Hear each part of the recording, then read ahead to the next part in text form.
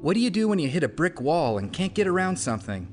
What happens when something is so difficult that it seems like it's totally worthless to try? Well, CAROL DWECK was curious about this in her book Mindset, The New Psychology of Success. She was so curious about this. How do people deal with failure? What happens when you hit a brick wall? That she did a study and gave some young students some ridiculously hard puzzles to solve, and then she just sat back and watched. So the study is going on. She's back there looking through her one-way mirror, and out of nowhere, a 10-year-old boy claps his hands and yells, "I love a challenge!" And another says, "I was hoping this would be informative." You know, like this was the best thing ever. What is wrong with them, she thought. They're screwing up my study. Well, she didn't think that. Maybe she did, but how can these children love failure, though? Is it the fact that they haven't been brainwashed yet by society? Or were they onto something? So the bottom line is this. It wasn't about winning or losing for these kids. It was about growing and learning.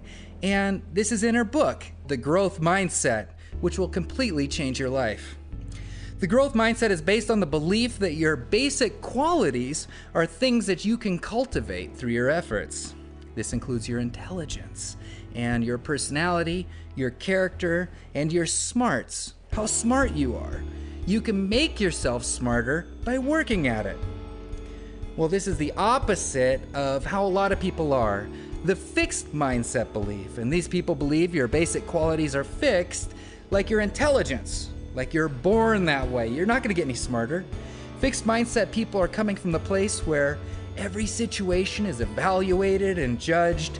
Will I look smart or dumb? Will I succeed or fail? Will I be accepted or rejected?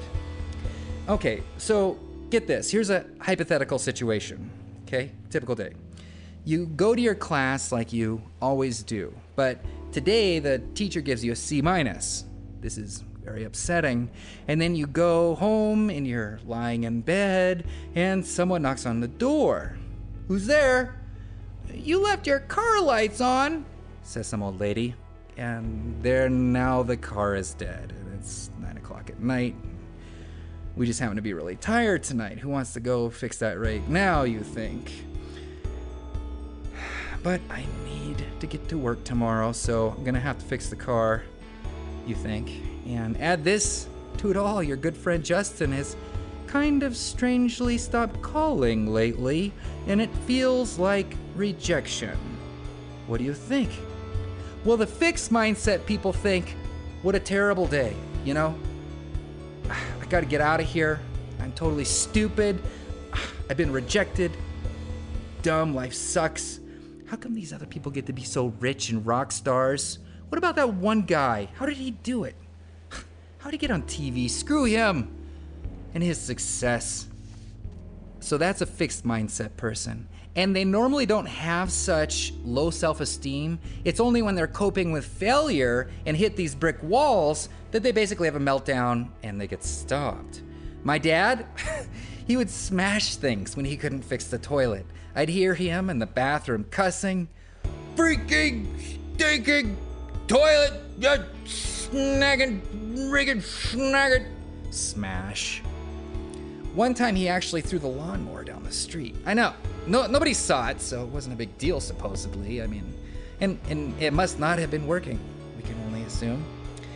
And me, I used to go on long drives, and I mean long drives every night because I had so much rage from not succeeding as a musician. Impotent rage.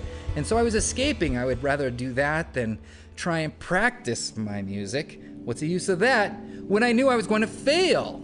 But if I just tried, then often the success is a byproduct of all the work that has been put in. But regardless, you see these people, some people hit these walls, these fixed mindsetters, and so then they get drunk or they go eat, go break something, just escape the problem. And on the other side, we have the people with the growth mindset. And when they get the C-, they say, "I'll have to work harder in the class. I'll get a tutor to help, and I'll call one right now. We're not putting this off." They also say, "I'll call up my friend Rebecca, who can help me change my car battery. I'll watch a YouTube video on how to change car batteries, so I learned something from this and it's not quite so scary. I'll write a note and put it in the car so I never leave the car light on again. And I won't ignore my stress. I'll go for a quick jog to work the cortisol out of my body because cortisol causes depression and heart problems, and we're not gonna have all that. And also I'll give my friend Justin a call and see if there's anything wrong. Hey buddy, everything cool? Hey, yo, see if he says anything. The fixed mindset people are coming from a place where either you're smart or you're dumb. Either you got it or you don't. Either you're talented, Michael Jordan, or you're not. But remember, Michael Jordan got that way from hard work. He's not superior than the rest of us, as the fixed-minded people like to think. It's about the effort. The Polgar family knows this. They produced 3 of the most successful female chess players ever. And one of the daughters, Susan, explains how.